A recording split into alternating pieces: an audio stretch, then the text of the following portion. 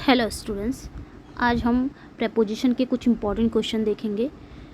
With rule देखेंगे, हम पढ़ेंगे। इसके पहले भी मैंने प्रेपोजिशन की वीडियो अपलोड की है चैनल पे, चाहे वो कॉन्सेप्ट बेस्ड पे हो या फिर एमसीक्यूज बेस्ड पे हो। आप जाके ज़रूर चेकआउट कर लीजिएगा चैनल के प्लेलिस्ट में। आज भी कुछ इंपॉर्टेंट क्वेश्चन है प्रेपोजिशन के, वो हम पढ़ेंगे। So let's begin.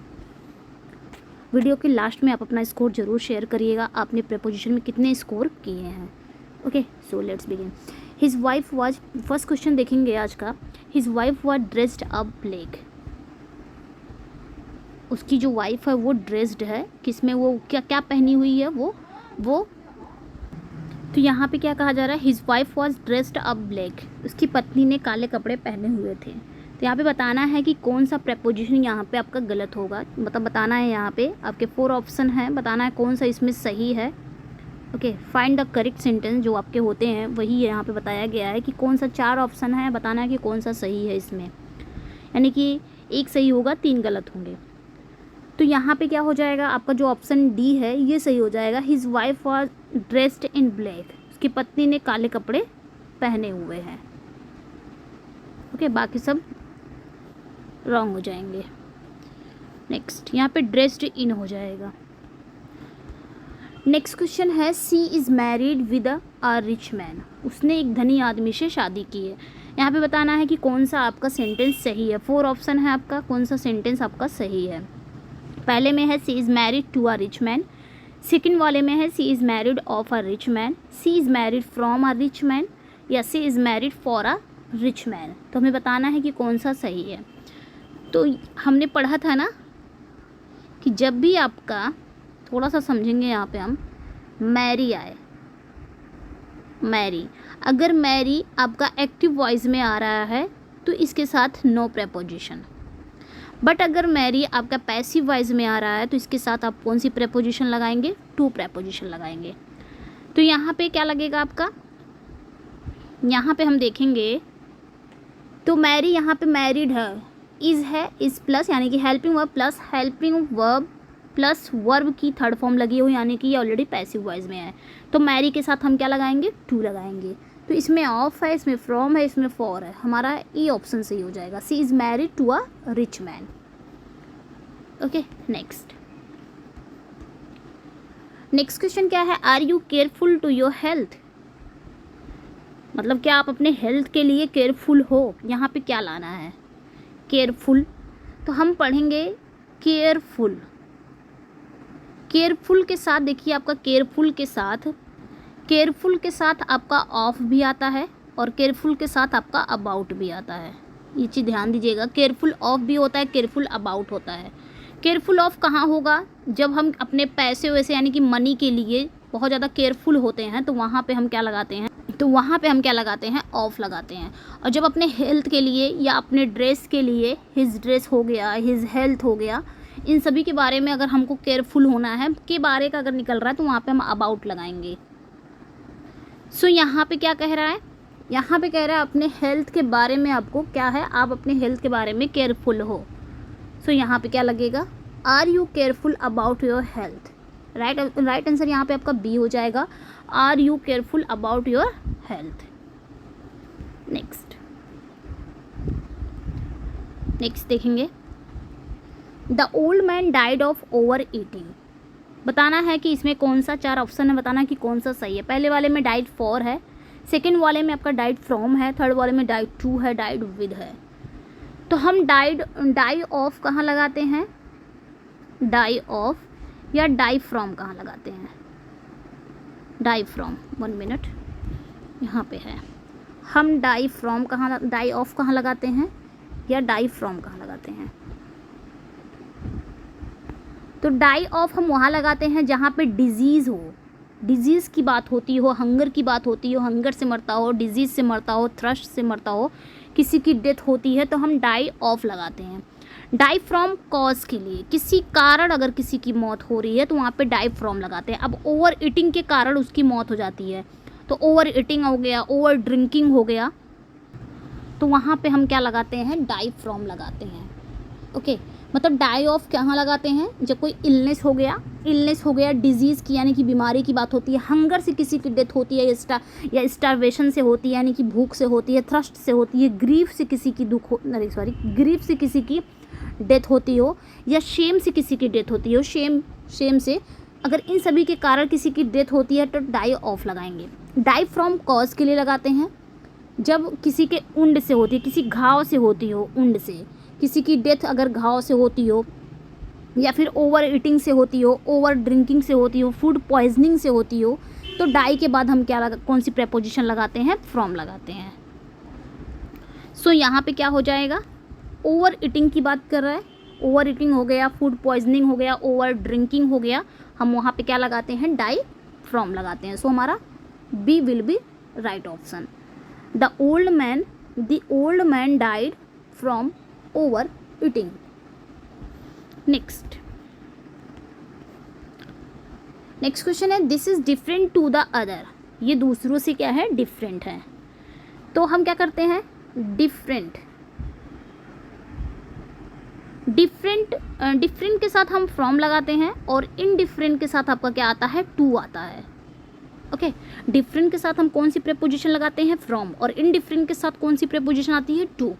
तो डिफरेंट के साथ हम क्या लगाएंगे, फ्रॉम। देखते हैं कि इसमें फ्रॉम है, वही हमारा ऑप्शन सही है। तो विद है इसमें, ये गलत हो गया, इसमें ऑफ है, इसमें फॉर है, यहाँ पे बी विल बी,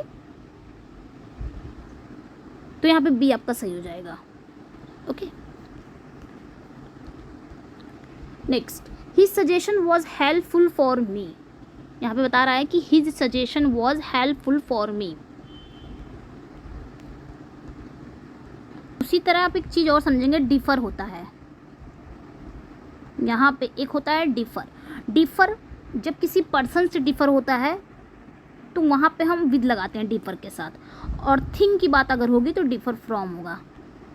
डिफरेंट से याद आया डिफ़र, जब किसी थिंग्स की बात होती है, समथिंग में आता है कि किसी थिंग से वो डिफ़र है तो डिफ़र फ्रॉम लगाएंगे, पर्सन की बात होगी तो डिफ़र विद लगाएंगे। ओके, चलिए आगे बढ़ते हैं। नेक्स्ट, यहाँ पे कह रहा है कि his suggestion was helpful for me. उसकी जो सजेशन, उसकी सलाह है वो मेरे लिए क्या है, हेल्पफुल थी। तो राइट आंसर यहाँ पे आपका ए हो जाएगा, क्योंकि हेल्पफुल टू होता है। His suggestion was helpful to. Next question है, her dress is made up silk. उसका जो ड्रेस है वो सिल्क से बना है। हमें बताना है यहाँ पे कौन सा सही है, मेड ऑफ है, मेड फ्रॉम है, मेड अप ऑफ है, या मेड विद है। आप अपना ऑप्शन चूज कर सकते हैं, बताना है यहाँ पे कौन सा सही है। तो हम थोड़ा सा यहाँ पे टाइम लेंगे, देखेंगे कि कहाँ मेड ऑफ यूज़ होता है, कहाँ पे मेड फ्रॉम यूज़ होता है। देखिए, मेड ऑफ कहाँ यूज़ होता है, मेड ऑफ जब material has not change. Made of वहाँ यूज होता है जब मटेरियल, जो पदार्थ होते हैं वो चेंज नहीं होते हैं, बस उसका शेप चेंज हो जाता है, तो वहाँ पे हम मेड ऑफ यूज करते हैं। आप वहाँ पे लिख सकते हैं आगे, the material has not change, only जो उसका आकार होता है, जो शेप होता है वही चेंज होता है, वहाँ पे मेड ऑफ लगाएंगे। मेड फ्रॉम कहाँ लगाते हैं, मेड फ्रॉम कहाँ लगाते हैं, द मटेरियल हैज चेंज्ड, जब मटेरियल उसका पूरी तरह से चेंज हो जाता है वहाँ पे हम मेड फ्रॉम लगाते हैं। लाइक पहले हम मेड ऑफ का एग्जांपल देखेंगे। मेड ऑफ का एग्जांपल जैसे आपका this bottle is made of plastic. अगर हम ये एग्जांपल दें कि this bottle is made of plastic, तो जो बॉटल है आपकी वो प्लास्टिक से बनी हुई है, बस उसका आकार चेंज हुआ है, उसका जो मटेरियल है वो चेंज नहीं हुआ है, वो हो गया मेड ऑफ। और भी देखते हैं एग्जाम्पल, और भी एग्जाम्पल क्या देखेंगे, 1 मिनट, और एग्जाम्पल देखेंगे हम, जैसे दिस चेयर, ये सबसे कॉमन सा एग्जाम्पल है, this chair is made of would, this chair is made of would. अब जो चेयर बनी है वो किससे बनी है, लकड़ी से बनी है। अब यहाँ पे लकड़ी से तो बन गया है, तो चेयर बनी है ना, उसका आकार चेंज हो गया है, बट अगर हम देखेंगे चेयर क्या है, वो एक लकड़ी ही है, उसका मटेरियल नहीं चेंज हुआ है, वो मटेरियल नहीं चेंज हुआ, बस उसका आकार चेंज हुआ है। जैसे हमने कहा this ring is made of gold, ये जो अंगूठी बनी है ये सोने की बनी हुई है। अब अंगूठी हमने हाथ में पहना, उसका आकार चेंज हुआ, लेकिन जब हम बोलेंगे ये क्या है, किससे बनी है, गोल्ड ही है, तो ये हो गया मेड ऑफ हो गया। मतलब the material has not change, उसका मटेरियल चेंज नहीं होता, सिर्फ शेप चेंज होता है, वहाँ पे हम मेड ऑफ लगाएंगे। मेड फ्रॉम कहाँ लगाते हैं, इसका भी देख लेते हैं। मेड फ्रॉम वहाँ लगाते हैं जब उसका क्या हो जाता है, मटेरियल चेंज हो जाता है, पूरी तरह से मटेरियल चेंज। जैसे दूध से क्या बन जाता है, दही बन जाता है। दूध से जो दही बन जाता है पूरी तरह से, अब दही पूरी तरह से चेंज हो गया है, दूध से ही बनता है लेकिन पूरी तरह से चेंज हो गया, वहाँ पे फ्रॉम लगाएगा। जैसे हमने एग्जाम्पल, और भी एग्जाम्पल देख लेते हैं। जैसे और एग्जाम्पल है plastic. Plastic is made from oil. और जो प्लास्टिक बनी है वो किससे बनी है, ऑयल से बनी है। अब ऑयल और प्लास्टिक कहीं भी उसका फॉर्म नहीं नज़र आ रहा है, वो पूरी तरह से एकदम चेंज हो गया है। दोबारा से ये प्लास्टिक ऑयल बन सकता है, दोबारा से ये अपना फॉर्म नहीं ले सकता, तो यहाँ पे क्या हो जाएगा, मेड फ्रॉम लगेगा। और भी एग्जांपल ले लेते हैं। जैसे wine is made from grapes. Wine is made from grapes. जो वाइन बना है वो किससे बना है, ग्रेप से बना है। पूरी तरह से मटेरियल क्या हो गया है, चेंज हो गया है, ग्रेप से वाइन बन गया है, तो ये आपका हो गया मेड फ्रॉम लग जाता है। जैसे bread is made from floor, ये पूरा बन जाता है। तो याद रखिएगा, जब भी मटेरियल जो होता है वो चेंज नहीं होता है, सिर्फ उसका शेप चेंज होता है, वहाँ पे हम मेड ऑफ लगाएंगे। और जब मटेरियल आपका पूरी तरह से चेंज हो जाता है, वहाँ पे हम लगाएंगे मेड फ्रॉम लगाएंगे। जैसे आपका curd is made from milk. अब कर्ड क्या है, पूरी तरह से चेंज हो गया है, वो दूध से तो बना लेकिन पूरी तरह से अपने फॉर्म, उसका पूरा मटेरियल चेंज हो गया है। ओके, तो यहाँ पे हम फ्रॉम लगाएंगे। तो यहाँ पे क्या कह रहा है कि her dress is made up silk. तो यहाँ पे हमारा क्या, उसका जो ड्रेस है वो सिल्क से बना है। या फिर हम बोल सकते हैं हर ड्रेस इज मेड, डैश कर देते हैं, यहाँ पे कॉटन कर देते हैं। तो यहाँ पे क्या आएगा, उसका जो ड्रेस है वो कॉटन से बना हुआ है, तो यहाँ पे मेड फ्रॉम लगेगा या मेड ऑफ लगेगा। तो यहाँ पे आपका मेड ऑफ लगेगा, क्योंकि जो ड्रेस है उसका मटेरियल चेंज नहीं हुआ, बस उसका शेप चेंज हुआ कि वो शर्ट के रूप में आ गया या ड्रेस के रूप में आ गया है, लेकिन कपड़ा तो वही है, कॉटन ही है। अभी उसको काट के यूज़ कर लें हम किसी भी चीज़ में, तो वो कॉटन ही है, बस उसका शेप चेंज हुआ है, तो ये मेड ऑफ हो गया। तो सिंपली याद रखिएगा, the material has not change, वहाँ पे हम मेड ऑफ लगाते हैं। Material has change, totally change हो जाता है, मेड फ्रॉम लगाते हैं। अब आएंगे अपने क्वेश्चन पे। उसका जो ड्रेस है वो सिल्क से बना है, यहाँ पे क्या आएगा, आप लोग खुद ही लगा सकते हैं यहाँ पे। तो यहाँ पे जो राइट आंसर हो जाएगा हमारा वो हो जाएगा A, her dress is made of silk. उसका जो ड्रेस है वो सिल्क से बना है। कपड़े में सिल्क तो है ही है ना, मटेरियल चेंज नहीं हुआ है। ओके, नेक्स्ट क्वेश्चन पे आते हैं। नेक्स्ट क्वेश्चन क्या है, I depend over my publishers word. मतलब मैं पूरी तरह से किस पे डिपेंड हूँ, पब्लिशर के शब्द पर पूरी तरह से डिपेंड हूँ। यहाँ पे क्या आएगा, ऑन आएगा। हम प्रेपोजिशन पे ही फोकस करेंगे क्योंकि प्रेपोजिशन का ही ये है।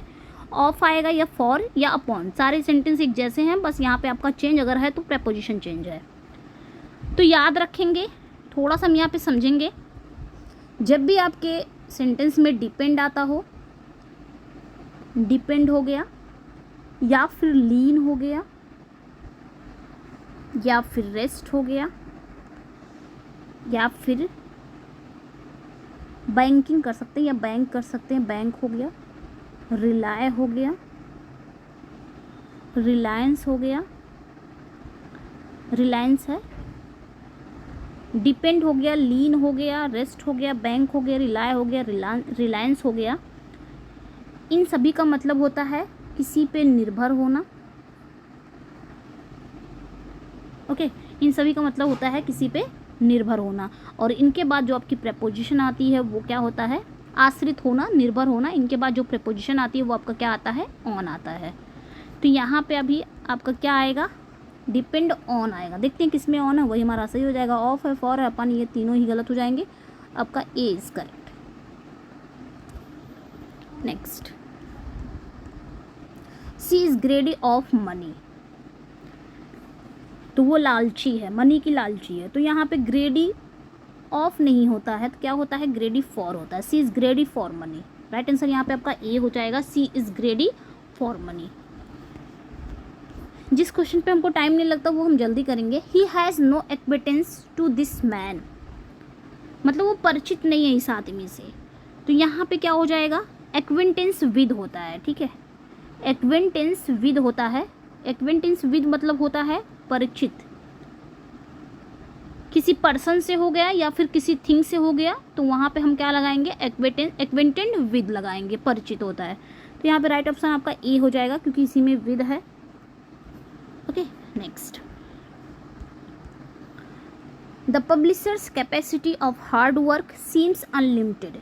बताना है यहाँ पे कौन सी प्रेपोजिशन लगेगी। प्रेपोजिशन का ही एरर है, आप फाइंड आउट इजली कर सकते हैं कि कौन सी प्रेपोजिशन यहाँ पे लगेगी। कैपेसिटी के बाद आपका प्रेपोजिशन है ऑफ है, तो वहाँ पे बताना है कि आप यहाँ पे क्या लगेगा। तो याद रखिएगा कैपेसिटी जो होता है ना, कैपेसिटी मतलब होता है सामर्थ्य या क्षमता। कैपेसिटी के साथ हम फॉर लगाते हैं। क्या लगाते हैं, फॉर लगाते हैं। जब कोई मास्टरिंग फैक्ट होता है उसके लिए अगर हमारे पास फैक्ट मतलब सामर्थ्य है या फिर क्षमता योग्य है हम, तो वहाँ पे हम फॉर लगाते हैं, कैपेसिटी फॉर होता है। और इसी तरह एक होता है कैपेबल। कैपेबल मतलब भी होता है समर्थ या योग्य होता है। इसके साथ हम क्या लगाते हैं, ऑफ लगाते हैं। ओके, इस चीज़ को ध्यान दीजिएगा। कैपेसिटी फॉर लगाते हैं, कैपेबल ऑफ लगाते हैं। सो यहाँ पे जो कैपेसिटी फॉर लगेगा तो ए इज करेक्ट हो जाएगा। The publisher's capacity for hard work seems unlimited. बाकी सब गलत हो जाएगा। Okay, next, my wife prevented me to speaking. तो यहाँ पे बताना है कौन सा ऑप्शन आपका सही हो जाएगा। माई wife prevented me with speaking, या फिर फ्रॉम स्पीकिंग, फॉर स्पीकिंग, या टू स्पीकिंग। क्या यहाँ पे आपका सही रहेगा, ये चीज़ें बतानी है। तो हम पढ़े थे ना प्रिवेंट, अपना वर्ब अगर देखेंगे तो प्रिवेंट हो गया, डिजिस्ट हो गया, डिबार हो गया, अब्सटेन हो गया, फ्रॉम हो गया, प्रोहिबिट हो गया। इन सभी का मतलब होता है रोकना या अपने आप को अवॉइड करना, अपने आप को दूर रखना उस चीज़ से। तो इसके साथ हम क्या लगाते हैं, प्रेपोजिशन फॉर लगता है, सॉरी फ्रॉम लगता है। फ्रॉम प्लस वर्ब में आईएनजी यानी कि जिरंड का फॉर्म यहाँ पे आ जाता है उसके साथ। ठीक है, फ्रॉम प्लस वर्ब, अगर वर्ब आ रही है तो यानी कि आईएनजी यानी कि जिरंड। तो यहाँ पे देखना है कि कौन सा हमारा सही है। तो आपका B is correct, my wife prevented me from speaking. ये भी चीज़ देखना है, इन सभी के बाद फ्रॉम तो लगता है, और ये भी देखिएगा कि इन सभी के बाद जिरंड आता है। जिरंड मतलब वर्ब में आईएनजी। नेक्स्ट क्वेश्चन है व्हाट आर यू लाफिंग। यहाँ पे बताना है कि कौन सा आपका चार ऑप्शन में कौन सा सही है। व्हाट आर यू लाफिंग, या what are you laughing at, या फिर what are you laughing on, या फिर what are you laughing over. तो याद रखेंगे जब भी कभी लॉफ आ जाए, स्माइल आ जाए, स्माइल, चकल, CHUCKLE चकल, या फिर ग्रीन, GRIN ग्रीन, जितना आ रहा है यहाँ पे मैं लिख दे रही हूँ। स्नीगर आ जाए, स्नीगर हो गया, या फिर स्मिर्क हो गया, SMIRK स्मिर्क हो गया, या सिंपर, इसी के साथ याद कर लीजिएगा, सिंपर, SIMPER सिंपर हो गया। इन सभी का मतलब होता है हंसना। जैसे लॉफ मतलब क्या होता है, हंसी, एक नॉर्मल हंसी। स्माइल मतलब मुस्कुराहट। चक्कल जो होता है, चक्कल मतलब होता है खिलखिलाकर हंसना, चक्कल, खिलखिलाकर हंसना। ग्रीन मतलब क्या होता है, हंसी, वो जैसे रावण की हंसी नहीं होती है, उस टाइप की हंसी होती है ग्रीन। स्नीगर और स्नीकर, इसके साथ एक और वर्ड है स्नीकर। तो स्नीकर हो गया या फिर स्नीकर हो गया, इन सभी का मतलब होता है दबी हंसी। और आपका स्मिर्क जो हो गया, स्मिर्क या सिंपर, इसका मतलब होता है किसी को मुसीबत में देखकर हंसना। स्मिर्क हो गया और इसी के साथ शिम्पर एक वर्ड है, शिम्पर। इन सभी का मतलब होता है किसी को मुसीबत में देखकर हंसना। तो कहने का मतलब इन सभी के साथ हम क्या लगाते हैं, एट प्रेपोजिशन लगाते हैं, ये चीज़ बताना था। तो यहाँ पे लॉफिंग है तो इसके साथ कुछ तो मिसिंग है, एट मिसिंग है, तो हमारा B is correct. What are you laughing at, ये जहाँ भी आएंगे अपने प्रेपोजिशन के साथ आते हैं। Next, is Manu coming in plane, क्या मनु प्लेन से आ रहा है? तो बताना है कि कौन सा ऑप्शन यहाँ पे सही है। आपके ऑप्शन में इन है, विद है, ऑन है, बाई है। तो जब भी हम किसी साधन से ट्रैवल करते हैं तो हम क्या लगाते हैं, बाई लगाते हैं, ठीक है। ट्रांसपोर्ट से पहले हम क्या लगाते हैं, तो अपने साधन से पहले हम क्या लगाते हैं, जिससे भी हम साधन करते हैं, चाहे वो साइकिल हो गया, मोटरसाइकिल हो गया, या फिर आपके कार हो गया, बस हो गया, प्लेन हो गया। तो हम अगर किसी साधन से हम मतलब अपनी यात्रा करते हैं तो हम उसके आगे क्या लगाते हैं, बाय लगाते हैं। सो यहाँ पे हमारा जो राइट आंसर हो जाएगा वो क्या हो जाएगा, by plane. Is Manu coming by plane. Next, Ruby has been absent from Monday last, मतलब पिछले मंडे से रूबी क्या है, एब्सेंट है। आपको बताना है कौन सा इसमें सही है। पहले में है फ्रॉम, दूसरे में है सिंस, तीसरे में है ऑन, फॉर। मैं पूरा नहीं पढ़ रही हूँ क्योंकि पूरा सेंटेंस एक ही है, बस आपका अगर कुछ चेंज है तो डिफरेंट, अगर है तो प्रेपोजिशन चेंज है। तो क्या लगेगा यहाँ पे, मंडे लास्ट है ना, पॉइंट ऑफ टाइम दे रहा है, पिछले मंडे से वो एब्सेंट है। तो पॉइंट ऑफ टाइम के लिए हम क्या लगाते हैं, सिंस लगाते हैं, और पीरियड ऑफ टाइम के लिए हम क्या लगाते हैं, फॉर लगाते हैं। जब किसी निश्चित समय का बताता है ना कि मंडे से एब्सेंट है, पिछले मंडे से, या फिर सुबह से वो पढ़ रहा है, सुबह से वो सो रहा है, कोई निश्चित समय बता रहा हो तो सिंस लगाएंगे। 2 दिन से वो पढ़ रहा है, 2 घंटे से पढ़ रहा है, अब 2 घंटे से पढ़ रहा है, आज 2 घंटे से पढ़ रहा था कि कल 2 घंटे से पढ़ रहा था, ये निश्चित नहीं बता रहा, तो वहाँ पे हम फॉर लगाते हैं। जब हम कह दिए कि आज सुबह से वो 2 घंटे से पढ़ रहा है या सुबह से पढ़ रहा है तो हम सिंस लगाएंगे। एक पॉइंट ऑफ टाइम दे रहे हैं, तो यहाँ पे भी पॉइंट ऑफ टाइम दिया है कि मंडे लास्ट से वो एब्सेंट है, तो हम क्या लगाएंगे, सिंस लगाएंगे। Ruby has been absent since from last. Okay, next, Mister Thakur stood among Aditi and Aditya. Mister Thakur जो हैं वो खड़े हैं किसके बीच में, अदिति एंड आदित्य। 2 पर्सन है, जब 2 पर्सन्स हो या 2 थिंग हो, उन दोनों के बीच की बात होती है तो हम क्या लगाते हैं, बिटवीन लगाते हैं। और जब मोर देन 2 से अधिक की बात होती है तब हम क्या लगाते हैं, अमंग लगाते हैं। और अमंगस्ट कहाँ लगाते हैं, जिसके आगे भी हम अमंगस्ट लगा रहे हैं वो जो वर्ड होगा वो वावल से स्टार्ट हो रहा हो तो अमंगस्ट लगाएंगे। खैर यहाँ पे हमारा बिटवीन और अमंग की बात हो रही है, तो आदित्य एंड आदित्य ये दोनों क्या हैं, 2 पर्सन की बात हो रही है, तो हम 2 पर्सन के लिए क्या लगाते हैं, बिटवीन लगाते हैं। So B is correct. Mister Thakur stood between Aditi and Aditya. Okay, next, poverty comes from idleness. जो पावर्टी है यानी कि गरीबी है वो आइडलनेस से आती है, तो बताना है कि कौन सा इसमें सही है। तो कम्स ऑफ आइडलनेस होता है, so A is correct. Poverty comes of idleness. Next, my brother in law travelled by a bicycle. मेरा जो ब्रदर इन लॉ है वो किससे ट्रैवल किया है, बाइसिकल से। अब बताना है इसमें कौन सा सही है। एक में है विद, एक में है बाई, यहाँ पे भी बाई ऑलरेडी है ही है, ऑन है, ऑफ है। आपको बताना है कि कौन सा सही है। तो यहाँ पे जो राइट आंसर हो जाएगा, थोड़ा सा हम इसको समझेंगे देन हम इसके राइट आंसर पे आते हैं। जगह चाहिए, यहाँ पे है, देखिए यहाँ पे क्या है कि अगर आपका बस हो गया, ट्रेन, बस, ट्रेन, या फिर आपका एरोप्लेन या फिर स्कूटर हो गया, साइकिल हो गया, शिप हो गया, या फिर मोटरसाइकिल हो गया, जो कुछ भी है व्हाटएवर। अब यहाँ पे बस, train, aeroplane, scooter, cycle, ship, motorcycle, इनके पहले अगर आपका आर्टिकल आ रहा है, आर्टिकल आपका चाहे वो ए हो, एन हो या फिर दी हो, आर्टिकल आ रहा है तब हम क्या करेंगे, इनके आगे हम प्रपोजिशन क्या लगाएंगे, ऑन लगाएंगे, ना कि बाय लगाएंगे। इस चीज़ को याद रखिएगा कि अगर आपका bus, train, aeroplane, scooter, cycle, ship, motorcycle, इन सभी के पहले अगर आपका आर्टिकल आ रहा है तो वहाँ पे हम अपनी प्रपोजिशन ऑन लगाएंगे, ना कि बाय लगाएंगे। ओके।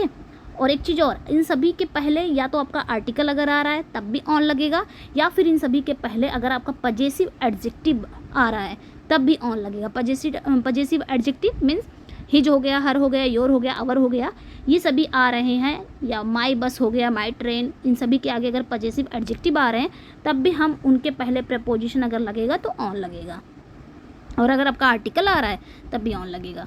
अब आते हैं अपने क्वेश्चन पे। बाइसिकल है, बाइसिकल से पहले आपका आर्टिकल आया है आ, तब यहाँ पे क्या लगेगा, बाय नहीं लगेगा, क्या लगेगा, ऑन लगेगा। So she will be the right option. My brother in law travelled on a bicycle. Next, did he stay on home study. तो ये सिंपल है, ऑन होम नहीं होता है, एट होम होता है। डिड ही स्टे एट होता है, stay at home study. So D will be the right option. Okay. Next, थोड़ा सा इसको छोटा करेंगे। The workers work in the factory from 10 AM and 4 PM। मतलब जो वर्कर्स हैं वो फैक्ट्री में काम कर रहे हैं 10 बजे से 4 बजे के बीच में काम करते हैं। बताना है यहाँ पे किस पार्ट में एरर है। पहले में है for 10 AM and 4 PM, of 10 AM and 4 PM। 1 minute। दूसरे में है सी में है the workers work in factory 10 AM and 4 PM। The workers work in the factory from 10 AM and 4 PM। यहाँ पे एक चीज़ गलत है, यहाँ पे एंड नहीं होगा, 2 होगा, मिस प्रिंट हो गया है, 2 होगा। अब आपको बताना है कि कौन सा सही है। The workers work in the factory from 10 AM to 4 PM। बाकी सब में आपका एंड है, सिर्फ आपका डी वाले में जो है वो 2 है, तो यहाँ पे जो राइट ऑप्शन हो जाएगा वो आपका डी ही हो जाएगा। The workers work in the factory from 10 AM to 4 PM। Okay, यहाँ पे 2 आएगा। नेक्स्ट देख लेते हैं। The train comes on 6 o'clock। बताना है यहाँ पे क्या लगेगा, आपका एट है, ऑन है, इन है या फॉर है। तो यहाँ पे जो राइट आंसर हो जाएगा, जब भी आपका एक टाइम दिया हुआ ना 6 o'clock, 5 o'clock, 2 o'clock, तो वहाँ पे हम क्या लगाते हैं, एट का यूज़ करते हैं। टाइम अगर दिया हो तो वहाँ पे हम क्या करते हैं, एट का यूज़ करते हैं। सो यहाँ पे हमारा एट हो जाएगा, A will be the right option. The train comes at 6 o'clock। हम पढ़े थे ना एट वाला कि एट कहाँ कहाँ यूज़ होता है। Next, milk sells by ₹22 a litre. तो यहाँ पे हमको बताना है कि कौन सा आपका सही है, बाई, एट, ऑन या ऑफ। जो दूध है वो प्रति लीटर 22 रुपये में बिकते हैं। तो यहाँ पे बताना है क्या लगेगा। तो याद रखिएगा, थोड़ा सा हम इसको समझेंगे, जगह ही नहीं है, थोड़ा सा समझेंगे इसको। जब भी बात आती है रेट की, प्राइस की या फिर स्पीड की। रेट हो गया, रेट मतलब दर, प्राइस मतलब कीमत, स्पीड मतलब होता है चाल या गति। तो रेट हो गया, प्राइस हो गया, स्पीड हो गया, अगर आपके सेंटेंस में आ रहा है तो इनके आगे हम क्या करते हैं, एट का यूज करते हैं। मतलब ये टाइम को एक्सप्रेस यहाँ पे क्या लगेगा, एट का यूज़ करते हैं। जब भी रेट आ जाए, प्राइस की बात हो जा रही है सेंटेंस में या स्पीड की बात हो जा रही है, तो वहाँ पे हम एट का यूज़ करेंगे। तो यहाँ पे देखिएगा, जो मिल्क है वो 22 रुपये, 1 लीटर कितने में बिकता है, 22 रुपये में। तो यहाँ पे क्या दिखा रहा है, रेट दिखा रहा है, प्राइस दिखा रहा है, स्पीड दिखा रहा है। तो यहाँ पे क्या दिखा रहा है, रेट दिखा रहा है, दर दिखा रहा है कि प्रति रूप में 1 लीटर जो है, प्रति लीटर वो 22 रुपये में बिकता है। तो रेट की बात आ गई या प्राइस की बात आ गई, स्पीड, तो हम ऐड का यूज़ करेंगे। सो यहाँ पे राइट आंसर हमारा क्या हो जाएगा, बी हो जाएगा। Milk sells at ₹22 a litre, sorry. Okay, next, यहाँ पे जो था 6 o'clock की बात जो कर रहा है कि जब टाइम को एक्सप्रेस करता है ना, तो वहाँ पे हम ऐड का यूज़ कर सकते हैं, आप लिख सकते हो। Next, I was born in June 9, 1972। तो वो 9 जून 1972 में पैदा हुआ था। तो जब भी आपका डेट के जैसे कोई डेट हो गया या फिर डे का नाम हो गया, जैसे संडे, मंडे, ट्यूसडे, इनके आगे हम क्या लगाते हैं, ऑन लगाते हैं। कोई डेट हो गया तो डेट के आगे भी हम ऑन प्रेपोजिशन लगाते हैं। तो यहाँ पे एक डेट की बात बता रहा ना, 9 जून 1972, तो यहाँ पे इन नहीं लगेगा, ऑन लगेगा। I was born on June 9, 1972। So A will be the right option. Okay,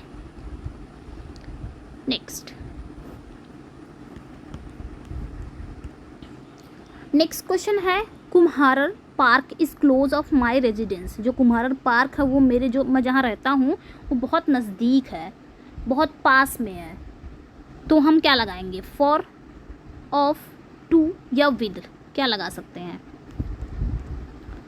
तो याद रखिएगा, क्लोज के साथ टू आता है, क्लोज टू जब किसी पर्सन से हो या फिर थिंग हो, ठीक है, तो क्लोज टू आता है, मतलब समीप का या फिर पास वाला क्लोज टू लगेगा, चाहे वो किसी पर्सन के आप पास में हो या किसी चीज़ के। तो यहाँ पे आपका क्या हो जाएगा, क्लोज ऑफ माई रेजिडेंस है, तो राइट आंसर यहाँ पे शी हो जाएगा, Kumhrar park is close to my residence. Next, he will come up on Monday. वो मंडे को आएगा, सिंपली वो मंडे को आएगा। तो इसमें कहाँ से, अब तो लगेगा ही नहीं, ये 4 ऑप्शन में ही लग गया है, एक में काट दे रहे हैं, सिंपली है यहाँ पे डी में काट दे रहे हैं अप, यही आपका सही हो जाएगा। ही will come, sorry he will कम, यहाँ पे ये भी गलत है, ही विल कम बस हम यहीं पे बता दे रहे हैं, ही विल कम बस आपको काट देना, ही विल कम ऑन मंडे, ये सही हो जाएगा। बाकी ये ऑप्शन चारों ही गलत है ऑप्शन यहाँ पे। ओके, यहाँ पे आपका सिर्फ अप कटेगा, बाकी he will come on Monday हो जाएगा। नेक्स्ट, इसको देख लेते हैं। I congratulated her at her success in the SBI examination. तो उसको मैंने क्या किया, बधाई की। तो सिंपली यहाँ पे क्या लगेगा, कंग्रेचुलेट, आपको बताना है फॉर लगे, एट लगेगा, ऑन लगेगा या टू लगेगा। तो ये तो बहुत इजी है, कंग्रेचुलेशन के साथ हम क्या लगाते हैं, ऑन लगाते हैं। I congratulated on her success, she will be the right option. Next question है, we must be faithful of our master. तो यहाँ पे क्या हो जाएगा आपका राइट ऑप्शन, फेथफुल। फेथफुल के साथ टू लगाते हैं, जब किसी पर्सन के लिए हम फेथफुल होते हैं तो हम क्या लगाते हैं, टू लगाते हैं। तो यहाँ पे B is correct, we must be faithful to our master. 1 minute, A सही है, we must be faithful to our master. Okay, next, what is the time from your watch. जब आपकी वॉच की बात होती है, यानी कि हमारी रिस्ट वॉच की बात होती है, तो हम उसके क्या लगाते हैं, बाय लगाते हैं। What is the time by your watch. Next, he prefers milk than tea. तो ये तो हम कितनी मरतबा पढ़े हैं, कितनी बार पढ़े हैं कि प्रीफर हो गया, प्रीफरेबल हो गया, जूनियर हो गया, सीनियर हो गया, प्रायर हो गया, पोस्टीरियर हो गया, इन सभी के साथ हम प्रेपोजिशन दैन नहीं लगाते हैं, टू लगाते हैं। तो यहाँ पे जो राइट ऑप्शन हो जाएगा A is correct, he prefers milk to tea. Next and last question है आज का, इसमें हमने 30 क्वेश्चन ही रखे थे। ही इंक्वायरीड मी ऑफ द मर्डर। यहाँ पे बताना है कि क्या लगेगा यहाँ पे। तो यहाँ पे जो राइट आंसर हो जाएगा आपका, ये चारों ही ऑप्शन गलत है। ओके, यहाँ पे इसको छोड़ देते हैं क्योंकि ये ऑप्शन यहाँ पे आपका ये चारों ही गलत दे दिया है। इंक्वायरीड ये गलत हो जाएगा, इसको छोड़ देते हैं, बस 29 ही देखते हैं। ओके, तो अपना फीडबैक ज़रूर दीजिएगा। यहाँ पे जो होगा इंक्वायरीड मी ऑफ द मर्डर, यहाँ पे हो जाएगा ही इंक्वायरीड ऑफ मी हो जाएगा। Okay, he inquired of me into the murder. Okay, into the murder हो जाएगा। इसको छोड़ते हैं क्योंकि ये ऑप्शन चारों ही गलत हैं। ओके स्टूडेंट, तो ये थे हमारे क्वेश्चन प्रेपोजिशन के अपना फीडबैक ज़रूर दीजिएगा। आपने इसमें कितने स्कोर किए हैं ये ज़रूर बताइएगा। अपना स्कोर ज़रूर शेयर करिएगा कि आपने इसमें कितने स्कोर किए हैं प्रेपोजिशन में आपने, जो कि बहुत ज़्यादा टफ नहीं थे, इजी थे क्वेश्चन। तो आप अपना स्कोर ज़रूर शेयर करिएगा कि कितना स्कोर आपने किया है। चैनल पे नए हैं तो चैनल को सब्सक्राइब करिए, वीडियो को लाइक एंड शेयर ज़रूर कर दीजिएगा। इसका PDF चाहिए तो आप हीना इंग्लिश क्लासेस से टेलीग्राम पे ज्वाइन हो सकते हैं। Okay, thank you.